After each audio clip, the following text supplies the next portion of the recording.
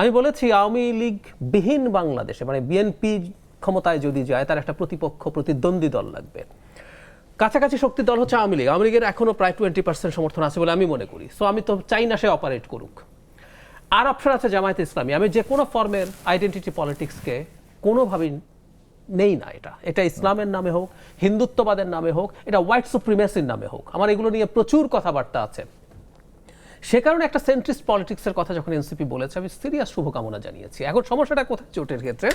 উনি যুক্তি দিচ্ছেন সংস্কার করছেন, কার সাথে?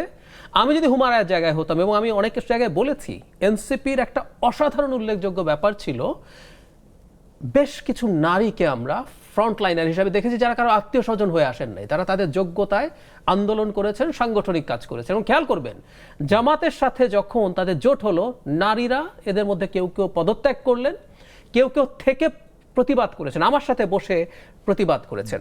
এখন একটা তো সংস্কারের কথা বলছেন, কিন্তু যে নারীকে আসলে পূর্ণাঙ্গ মানুষ মনে করে কিনা একটা প্রশ্ন আছে। কারণ জামায়াতের আমির একজন নারী হবেন না, দ্ব্যর্থহীন ভাষায় তিনি ঘোষণা করে দিচ্ছেন আমির। এটা আমি জানি না হুমায়রার কাছে শুনতে কেমন লেগেছে, অথচ উনি নাকি দেশকে সংস্কার করে উল্টে ফেলবেন।